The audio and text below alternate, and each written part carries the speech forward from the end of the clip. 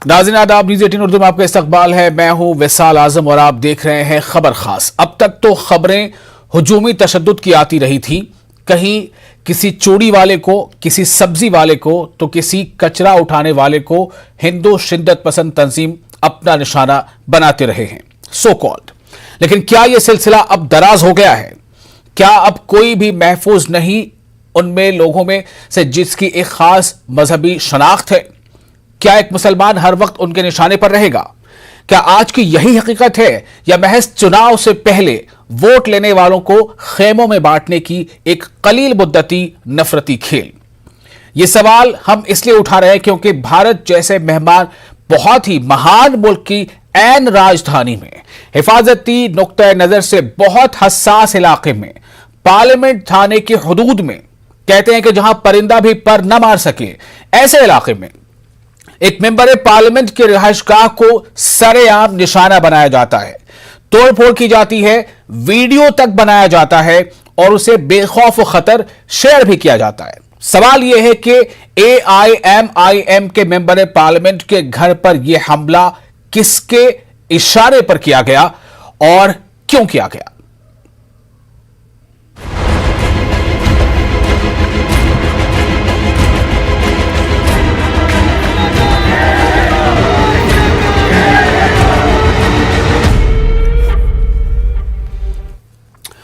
तो हमारे साथ इस खास मौजू पर गुफ्तगू करने के लिए कई मेहमान होंगे और मैं उनका बारी बारी आपको परिचय कराऊंगा, उनका तारुफ कराऊंगा। कि पहले आपको ये बताते हैं कि असदुद्दीन ओवैसी ने, जिनके रिहायशगाह पर दिल्ली में कल शरपसंद लोगों ने, इंतहा पसंदों ने, जिनका उन्होंने कहा है कि ये लोग जो है एक्सट्रीमिस्ट हैं, इन्होंने जो तोड़फोड़ की है, उसके बाद ट्वीट कर क्या कहा? उन्होंने कहा था कि मेरे घर को ये तीसरी बार निशाना बनाया गया है। पिछली बार जब ऐसा हुआ था तब राजनाथ सिंह न सिर्फ वजीर दाखिला थे बल्कि मेरे पड़ोसी भी थे। मेरे घर के बगल में निर्वाचन सदन है और ठीक सामने पार्लियामेंट स्ट्रीट थाना भी है। मेरा नेम प्लेट तोड़ा गया और 40 साल से हमारे साथ काम करने वाले राजू के साथ मारपीट भी की गई है। सांप्रदायिक नारे लगाए गए और मुझे कत्ल करने की धमकी भी दी गई। राजू के घर में रहने वाले छोटे से बच्चे घबराए हुए हैं। झुंड में कम से कम 13 लोग थे।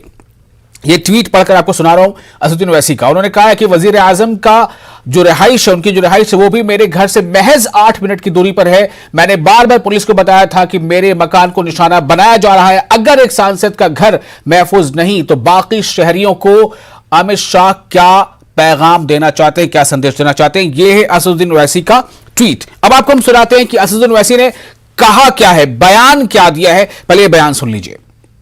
यही तो रेडिकलाइज्ड हो चुके हैं लोग और इनके रेडिकलाइजेशन की जिम्मेदारी बीजेपी सरकार पर आती है। तो यही तो हम बता रहे हैं कि एक सांसद के घर पर अगर इस तरह हमला होगा तो क्या मैसेज जा रहा है पूरे देश में, पूरे दुनिया में? ओवैसी साहब अगर ऐसा कह रहे हैं कि बीजेपी ने ऐसा किया है तो मुझे लगता है कि ये उनको जब तक पूर्णतः तथ्य सामने ना आ जाए इस पर इस प्रकार का आरोप प्रत्यारोप नहीं करना चाहिए। रही बात पूरे देश में जिस प्रकार का माहौल बनाने का प्रयास, पूरे उत्तर प्रदेश में जिस प्रकार का माहौल बनाने के पास ओवैसी और अन्य विरोधी दल कर रहे हैं, वो मुझे लगता है कि ये निंदनीय है। और आपको बता दें कि हमारे साथ 4 खास मेहमान जुड़ रहे हैं। हमारे साथ हैं आतिर हुसैन, तर्जुमान Aam Aadmi Party, Kalimul Hafeez, president All India Majlis Ittehadul Muslimeen Delhi के, और हमारे साथ खुर्रम, हमारे नुमाइंदे जुड़ रहे हैं, और साथ ही शुभेंदु शेखर अवस्थी, तर्जुमान बीजेपी। आप तमाम लोगों का बहुत बहुत इस्तकबाल है। लेकिन सबसे पहले आपको 4 तस्वीरें, यानी अपने मेहमानों से सवाल करने से पहले 4 तस्वीरें अपनी स्क्रीन पर देखिए। ये जो 4 तस्वीरें हैं, ये तस्वीरें बहुत कुछ बयां करती हैं।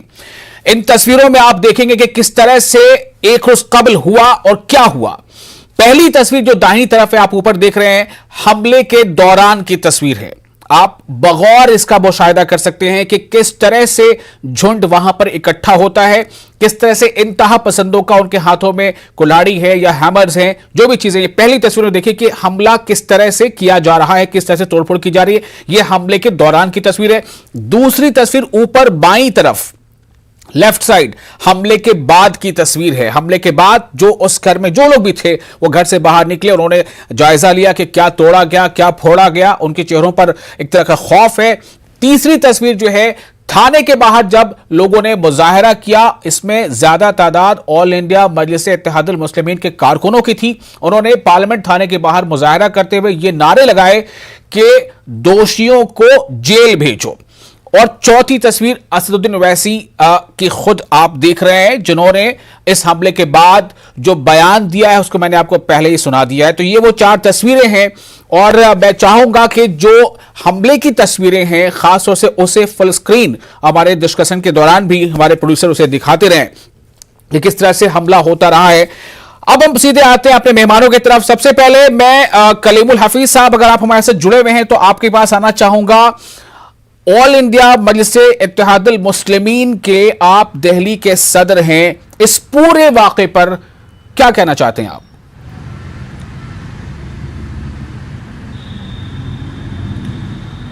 देखिए, ये एक मुल्क की राजधानी में और खासतौर से वीवीआईपी एरिया में इतना बड़ा हादसा होना, ये तो मुल्क के लिए भी शर्मनाक है, दिल्ली वालों के लिए भी शर्मनाक है। और दूसरी बात ये कि ऐसी वीवीआईपी एरिया में इतना बड़ा घटना हो जाए और गृह मंत्री और प्रधानमंत्री और मुख्यमंत्री और ये सब लोग उस घटना स्थल के आसपास रहते हों और उस पर अभी तक कोई उनका बयान भी ना आए, ये और शर्मनाक है। दूसरी बात, हमें इस घटना का, जिस घटना का उन्होंने आरोपियों ने खुद लाइव किया, खुद वीडियो बनाया, खुद दिखाया कि देखिए हम इतने बड़े गुंडे हैं कि एक सांसद को जो चीफ इलेक्शन कमिश्नर ऑफिस के ठीक बराबर में है और सामने ही उसके दिल्ली पुलिस का हेडक्वार्टर है और बराबर में ही VVIP police station, Parliament Street police station है। ना उन्हें पुलिस का खौफ था, ना उन्हें किसी कानून व्यवस्था का सजा का खौफ था और वो आराम से वीडियो बनाते रहे। और जब पुलिस को बुलाया गया, पुलिस भी लेट आई, आधे घंटे बाद पुलिस आई और जब तक वो खड़े रहे वहां पे और पुलिस ने उनको बाकायदा लिए के और थाने में बिठा लिया। और विशाल साहब, थाने में उनकी वो खातिरदारी हुई, उनको खाना वाना खिलाया गया और हम सारे अपने कार्यकर्ताओं को लेकर थाने को घेर लिया हमने और 6 घंटे तक हमने मुशक्कत करी, तब जाके तो एफआईआर दर्ज की है पुलिस ने। और वो भी हम ये कह रहे थे कि जब धारदार हथियारों से एक सांसद के घर पे हमला हुआ है, वो जब ईंटों से और पत्थरों से घर में बरसा रहे हैं, अब उसमें कौन मर जाए क्या पता है, ये जानलेवा हमला है, आप इसमें संगीन धाराएं लगाइए। जब आपकी दिल्ली पुलिस मैं कलीमुल हफीज साहब, अक्सर ये पूछा जाता है कि किसी वाक़े पर कि आपको किस पर शक है, मैं भी आपसे पूछता हूं आपको किस पर शक है? ये जो लोग तोड़फोड़ कर रहे थे, दरअसल इसके पीछे दिमाग किसका है, किसकी साजिश है? देखिए ये सिंपल बीजेपी की और आरएसएस की साजिश है। वही जो उनके सिस्टर कंसर्न संगठन है, यानी हिंदुवादी जो संगठन है, उसमें एक हिंदू सेना है, उसने अपने आप को क्लेम भी किया है, ये हमने काम किया है और उसकी जो कायरतापूर्ण ये घटना है और ये पहली बार नहीं हुआ है, ये तीसरी। ठीक है, शुभेंदु शेखर अवस्थी हमारे साथ मौजूद है, तर्जुमान बीजेपी। सीधी उंगली आपकी तरफ है, आप क्या कहेंगे शुभेंदु?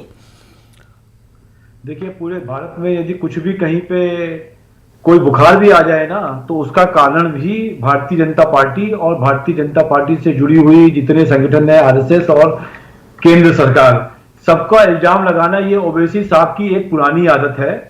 दूसरी जगह जिन 5 लोगों ने, सुन तो लीजिए, हाँ, ये आपके मस्तिष्क का बुखार है। जिन 5 लोगों ने इसको तोड़ा है या जो बदमाशी करी गई, उनको थाने में बंद किया गया।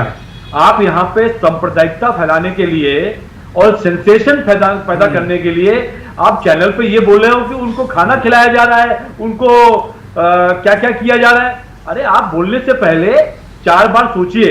उनको तुरंत का तुरंत बंद किया गया, सीनियर अफसर के साथ पूछा गया। तो आप भी तो सोचिए, आपके पास दिल्ली पुलिस आपके अंडर में है। मेरी बात तो सुनिए पहले, आपकी बात पूरी सुनी मैंने। जो भी लोग जी सुनाइए आप। में इन्वॉल्व है, उनको पकड़ा जाना चाहिए और उनके ऊपर कड़ी से कड़ी कार्रवाई करनी चाहिए। शुभेंदु जी, क्या आपकी जिम्मेदारी नहीं है? क्या मैं आपसे नहीं पूछ सकता हूं, क्या आपके सोर्सेस काम नहीं कर पा रहे हैं कि जो लोग गिरफ्तार किए गए हैं वो कौन लोग हैं? ये शुभेंदु अवस्थी को पता है? देश के, मैं वही बता रहा हूं, वो तो हिंदू सेना के लोग हैं, वो खुद बोल रहे हैं। अरे साहब, आप बोल लीजिए, आपको मालूम है तो कोई 4 लोग आके कहते हैं कि हम ओवैसी के आदमी हैं और हम यहाँ पे फोड़ रहे हैं। जी मैं बता रहा हूँ, ये देखिए हिंदू सेना ने इसकी जिम्मेदारी ली है, आप उसकी मजम्मत करिए ना। मैं सर दुनिया भर के अंदर विस्फोट होते हैं, दुनिया भर के संगठन लेते हैं, उन्होंने एक्सेप्ट किया है, वीडियो जारी की है। किसी की सुनिए, चाहे जिसने भी किया हो, जिस संगठन ने किया हो, उसके ऊपर अधिक से अधिक बड़ा से बड़ा एक्शन होना चाहिए। मैं खुद मांग करता हूं आपसे। आतिर हुसैन हमारे साथ मौजूद है, आम आदमी पार्टी के तर्जुमान है। आतिर, आप इस पर क्या कहना चाहेंगे? सीधे पल्ला झाड़ेंगे कि पुलिस जो है या नज्म नस्क हमारी पार्टी या हमारे अंदर में नहीं है, या इसके आगे भी कुछ कहेंगे? बहुत बहुत आपका शुक्रिया, आपने मुझे वक्त दिया बोलने के लिए। सबसे पहले तो बहस तर्जुमान मैं इस बात की मजम्मत करता हूँ, जो कुछ भी हुआ बहुत गलत हुआ, ऐसा नहीं होना चाहिए था। किसी ने सस्ती शोहरत के लिए असदुद्दीन ओवैसी साहब के घर में ईंट फेंकी या हमला किया और उनको उनकी सस्ती शोहरत मिल गई। लेकिन मुझे अफसोस इस बात का है, आज हम नेशनल टेलीविजन पे इस बात की बहस कर रहे हैं कि सिर्फ एक नेशनल न्यूज नहीं रही, ये बैनर अक़वामी न्यूज हो गई है। और इस तरीके की खबरें जब और ममालिक में जाती हैं, उस वक्त मेरे मुल्क की बेइज्जती होती है, और ये हमें बिल्कुल भी बर्दाश्त नहीं है। तो दोनों प्रवक्ता, भारतीय जनता पार्टी के प्रवक्ता और असदुद्दीन ओवैसी साहब के नेता जो भी बातें कर रहे हैं, वो करने से पहले सोचें कि पूरा देश हमें देख रहा है, पूरा मुल्क हमें देख रहा है, और हो सकता है हमें इंटरनेशनल कम्युनिटी भी देख रही हो, तो अपने अल्फाजों को लेकिन आतिर इसके लिए कौन जिम्मेदार होगा कि दिल्ली जैसी जगह पर जहां से पार्लियामेंट करीब है, जहां से इलेक्शन कमीशन का दफ्तर करीब है, जहां से थाना कुछ ही दूरी पर है, वहां पर अगर खुले तौर पर दिन दहाड़े इस तरह से जो आ जाते हैं लोग, ये इसमें किसकी बदनामी है? देखिए, इसमें हमारे मुल्क की बदनामी है, इसमें हमारे जो है गृह मंत्री साहब को जवाब देना चाहिए, इसमें कोई दो राय नहीं। लेकिन मैं अपनी बात मुकम्मल कर दूं। अभी असदुद्दीन ओवैसी साहब के नेता ने कहा हिंदुवानी संगठन या संस्था, देखिए इनको हिंदू ना कहें, आप हिंदुओं को बदनाम ना करें। हिंदू हमारे भाई हैं, हम साथ रहे हैं, साथ बड़े हैं, साथ पले बड़े हैं, साथ स्कूल गए हैं। इस देश में, इस मुल्क में दो नजरिए हैं, एक है महात्मा गांधी का नजरिया और एक वो नजरिया है जिसने महात्मा गांधी का कत्ल किया था। तो ये जो भी लोग हैं जिसने नहीं, आपकी बातें सही है आतिर, लेकिन मेरा सवाल ये है कि इस नेग्लिजेंसी के लिए किसको जिम्मेदार ठहराया जाए? शुभेंदु, मैं आपसे पूछना चाहता हूं, क्या दिल्ली के इतने वीवीआईपी इलाके में दिन दहाड़े कोई पहुंच जाता है और जो चाहता है कर गुजरता है, उसकी इतनी हिम्मत कैसे हो जाती है? देखो, ये ऐसे लोग भी हैं जो आपको मालूम होगा, जब केजरीवाल जी जा रहे थे तो किसी ने झापड़ भी मार दिया, स्याही भी फेंक दी। ऐसे लोग हैं, इनको कोई हिंदू मुस्लिम में मत बंटवारा करिए, ये अराजक लोग हैं और इनको बंद करना चाहिए। नहीं, बंद करना चाहिए, बात की बात है शुभेंदु। सवाल यहां पर है कि वो लोग, उनकी इतनी हिम्मत कैसे हो गई? सर हिम्मत, क्या वो उस एरिया में जो है हाई सिक्योरिटी जोन एरिया नहीं है? वो सर हाई सिक्योरिटी एरिया है। उन्होंने ये जो पूरा जो इंसिडेंस किया, ये 3-3.5 मिनट के अंदर हुआ, और आप देखिए वो भागे नहीं, वो वहां पर बड़ी कहते हैं मतलब मजबूती से खड़े गुंडागर्दी की तरीके से, इसलिए उनके ऊपर कड़ा से कड़ा एक्शन हो रहा है। होम मिनिस्ट्री ने दिल्ली पुलिस के ऊपर, उनके ऊपर जो भी बड़े से बड़े धाराएं लगाई जा सकती लगाई जाएंगी, जिससे आने वाले लोग ये समझ सकें कि यदि इस एरिया में और दिल्ली में और कहीं पे भी भारत में इस तरीके की कोई सांप्रदायिकता फैलाई जाने की कोशिश की जाएगी तो उस पर एक्शन होगा। ठीक है, खुर्रम शहजाद हमारे नुमाइंदे हमारे साथ मौजूद हैं। खुर्रम, मैं आपसे जानना चाहूंगा इस वाकये की ताजा सूरत हाल क्या है? जो 6 लोग हिरासत में लिए गए थे, आगे की कहानी क्या है?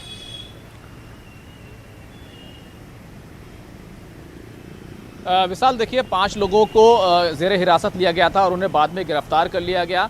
उनको 2 बजे पटियाला हाउस कोर्ट में पेश किया गया था, और उसके बाद जो एक ललित नाम का शख्स है जिसने पहले अपनी वीडियो बनाई और ये कहा कि हम ये करने जा रहे हैं, और ख़ुद को कथित तौर पर कहा कि वो हिंदू सेना का प्रदेश अध्यक्ष है, उसको 1 दिन की पुलिस कस्टडी में भेजा गया है, जबकि बाकी जो लोग हैं 4, उनको 14 दिन की जुडिशियल कस्टडी में भेजा गया है। तो ये कार्रवाई सीधे तौर पर हुई है।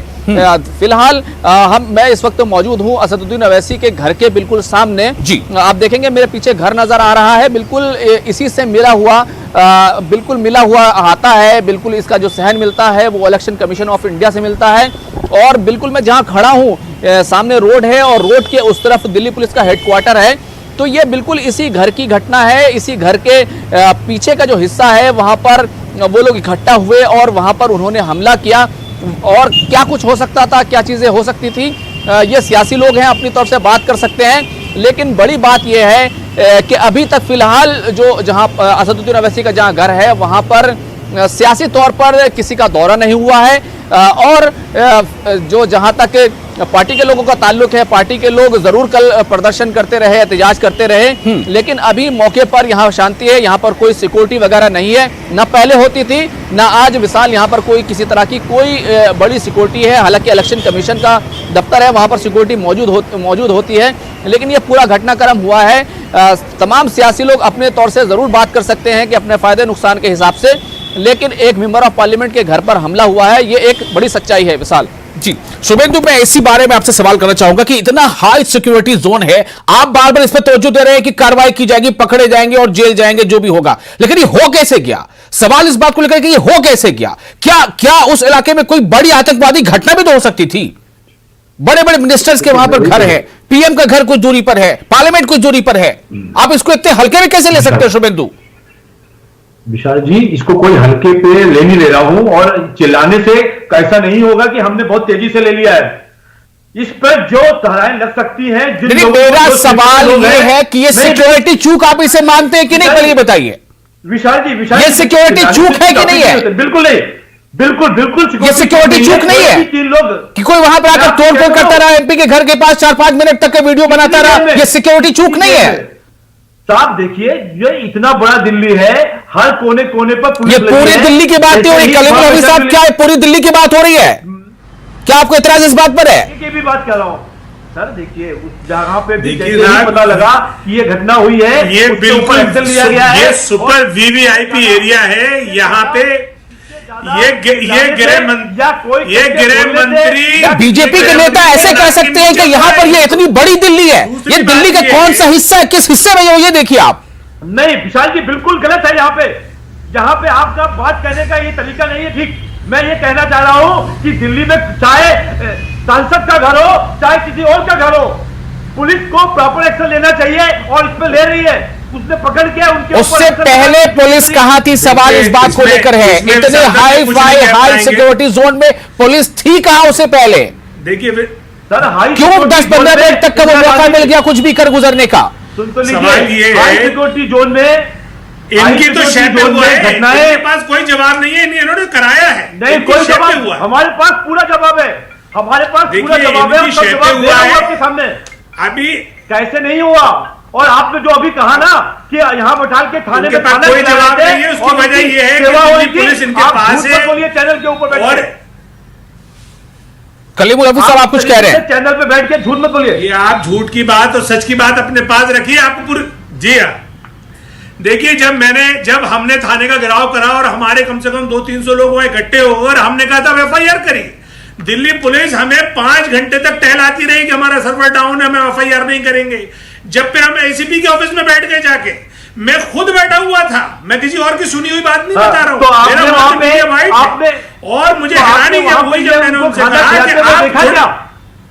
कि आप सुन लीजिए, आप झूठ क्यों बोल रहे हैं यहाँ पे? जी हाँ, देखा। और ये एक और सुनिए बात, आपके पास लड़के ने ये भी कहा, आपके पास सच क्या है? क्या? आज आपको सच पता है? आप बता बोलना नहीं, आप सच बता दीजिए, ओवैसी आप सच बता दीजिए। और आज पता है हिंदू मुस्लिम कर रहे हो आप, आज भी आपकी फेल्योर पूरी दुनिया ने देख ली कि अभी आपने जंतर मंतर पे मुल्ले काटे जाएंगे नारे लगवाए। आपने दिल्ली को बनाना रिपब्लिक की राजधानी बना दिया है। आपसे नहीं समझ रहा, छोड़ दीजिए, आप इस्तीफा दे दीजिए। आपने टॉपिक नहीं बदल रहा हूं, सिक्योरिटी की बात कर रहा हूं। आपने जो मजाक बनाया पूरी दुनिया में हिंदुस्तान का, इसके जवाब कौन देगा? आपने 7 साल में इस मुल्क को 70 साल पीछे कर दिया। आपने 70 साल में भारत को तालिबान बना दिया की बात कर रहे हैं आप रेडिकलाइजेशन का। अरे क्या बात कर रहे हैं भाई? आतिर साहब आप भी कुछ जवाब दीजिए। ये दो मेंबर पार्लियामेंट वाले इतने ताकतवर हो गए कि पूरे देश को कुछ का कुछ कर देंगे। अजीब सी बात सुनने में आ रही है यहां पर। देखिए क्या मतलब है कहने का आप लोगों का? देखिए, इस टाइम जो हुआ ये बहुत गलत है और इसकी जिम्मेदारी गृह मंत्रालय की बनती है। और मैं तो कहता हूँ वजीर आजम को भी इस पर बात करनी चाहिए, क्योंकि ये मेंबर ऑफ पार्लियामेंट पे अटैक हुआ, मजाक बात नहीं है। और इसको सीरियसली लेना चाहिए। और भारतीय जनता पार्टी और असदुद्दीन ओवैसी इधर मुख्यमंत्री को भी इस पे बोलना चाहिए, अरविंद केजरीवाल को भी इस पे बोलना चाहिए, सियासी जो है मतलब ना निकाले, नूरा कुश्ती ना शुरू कर दें, हर चीज का ये फायदा उठाने की कोशिश करने लगते हैं। ये जरा सी बात कुछ जो ये देखिए जरा सी तो ये बहुत बड़ी बात है, इसको इसकी सीरियसनेस को छोड़ के ये अपनी चुनावी फायदे देख रहे हैं इसमें। वो इन पे आरोप लगा रहे हैं, ये उन पे आरोप लगा रहे हैं, नूरा कुश्ती कर रहे हैं। इससे नहीं, जब दिल्ली में नारे लगाए जा रहे हैं तो मुख्यमंत्री इसके लिए कानून होना चाहिए, कानून की वकालत करिए आप, भारतीय जनता पार्टी आप अपनी जिम्मेदारी समझिए और बताइए कि आपसे ये मत कह दीजिए कि इसकी गलती थी उसकी गलती थी। एक एसएचओ होता है, एसएचओ की तरफ होना चाहिए, उनकी तरफ एसीपी की जवाबदेही होनी चाहिए, डीजीपी की जवाबदेही होनी चाहिए, कमिश्नर ऑफ पुलिस बताएं कि क्या हुआ। और अगर इनको नहीं पता भारतीय जनता पार्टी को तो मैं बता दूं, दिल्ली की पुलिस गृह मंत्रालय के अधीन आती है। हो सकता है कि इस टाइम भारतीय जनता पार्टी के प्रवक्ता को ये जानकारी ना हो। आप ऐसा कैसे कह सकते? क्या शुभेंदु जी आपको नहीं पता है? ये तो अजीब सी बात हो गई कि भारतीय जनता पार्टी के जो तर्जुमान उनको पता ही नहीं है कि दिल्ली का लॉ एंड ऑर्डर किसके तहत आता है। साहब सुन तो रहे, मैं कह रहा हूं बोले गलती हुई है, मांगे माफी। जिम्मेदारी लेना और उस पर एक्शन लेना हमारा काम है। हमने एक्शन लिया है, उनको 2 बजे आज उसमें कोर्ट में लगा दिया। 1 दिन की जिसने वीडियो बनाया उसको 1 दिन की पुलिस हिरासत मिली, 14 दिन का रिमांड पे ले लिया और जो एक्शन लिया जाएगा, जो कानून के हिसाब से एक्शन हो सकते हैं इस पे लिए जा रहे हैं। शुभेंदु जी मेरा सिर्फ एक सवाल है, आप जवाब इसका दे दीजिए प्लीज, छोटा सा एक सवाल। इतने वीवीआईपी एरिया में 10 से 15-20 मिनट तक ये सब कुछ होता रहा, क्या आप इसके लिए जिम्मेदार मानते हैं कि नहीं कि ये सिक्योरिटी चूक है? ये हुआ ही कैसे? नहीं होती, सुनिए विशाल जी, सिक्योरिटी चूके नहीं होती तो ऐसे लोग वहां तक पहुंच ही नहीं पाते। मेरा ये कहना है यदि चूक भी है उसका यदि चूक भी है मतलब क्यों यदि क्यों लगा रहे आप इसमें? यही से तो बात समझ में आती है कि आपके मन में क्या है। यदि आप उसको मानिए कि चूक लेके नहीं है पहले। नहीं विशाल साहब बिल्कुल नहीं मानूंगा। पूरे दिल्ली के अंदर यदि 600 सांसद हैं, फिर तो पूरे दिल्ली के अंदर की बात हो रही है, जहां पर प्रधानमंत्री का कार्यालय है, जहां पर पार्लियामेंट है, क्या उसकी अहमियत या उसकी जो इंपॉर्टेंस है उसकी सिक्योरिटी ज्यादा नहीं है बाकी दिल्ली के इलाके से? सब जगह पर सिक्योरिटी होनी चाहिए, आम आदमी से लेके और पीएम तक भी। खुर्रम मैं आपसे जानना चाहता हूं कि आमतौर से इस इलाके में क्या यह मुमकिन है कि इस हाई फाई सिक्योरिटी जोन में कोई 10, 20, 50 लोग इकट्ठा हो जाएं, कुछ शोर शराबा कर लें, तोड़फोड़ कर दें? क्या ऐसा मुमकिन है शुभेंदु जी के कहने के मुताबिक? खुर्रम और 5 लोग थे। देखिए वो तो शुभेंदु जी ज्यादा बेहतर बता सकते हैं कि वो किस पस मंजर में बात कर रहे हैं, लेकिन आम तौर से जिस तरह से दिल्ली में अभी आप देखें जो कोरोना को लेकर के जो गाइडलाइंस हैं उसमें बहुत ज़्यादा लोगों को ना तो रैली निकालने की इजाज़त है ना जो किसी और तरीके से मजहबी तौर पर इकट्ठा होने की इजाज़त है। ये तमाम चीज़ें अपनी जगह है, लेकिन जिस तरीके से इस मामले में कहीं ना कहीं चूक तो हुई है, क्योंकि दिल्ली पुलिस को और जो सिक्योरिटी एजेंसियां हैं उनका यही काम है और सिक्योरिटी कैमराज होते हैं हर जगह पर, तो सीधे तौर पर कुछ ना कुछ चूक तो ज़रूर हुई है कि इतने वक्त तक ये लोग इकट्ठा रहे, प्लानिंग करते रहे, घूमते रहे और उसके बाद धारदार हथियारों के साथ एक मेंबर ऑफ पार्लियामेंट के घर पर हमला हो जाता है। बहुत ज़्यादा लोग, हालांकि इस पूरे मामले में दौरा करना चाहिए था, कितनी सियासी पार्टियां हैं वो क्यों, ठीक है वो अलग बात है। शुभेंदु जी मैं आपकी इस बात को मानता हूं कि पुलिस ने उसके बाद इन लोगों को गिरफ्तार किया, कार्रवाई की। हालांकि एमआईएम के लीडर का कहना है कि पुलिस ने 5-6 घंटे लगा दिए और तब जाकर हमारे एफआईआर दर्ज हुआ, लेकिन पुलिस ने एक्शन लिया। लेकिन आप ये बात मानना चाहिए आपको भी कि उसके पहले भी पुलिस को शायद ज्यादा सतर्कता बरतनी चाहिए थी ताकि ऐसे इंसिडेंट होते ही नहीं, खासतौर से इस VVIP safe and security zone में।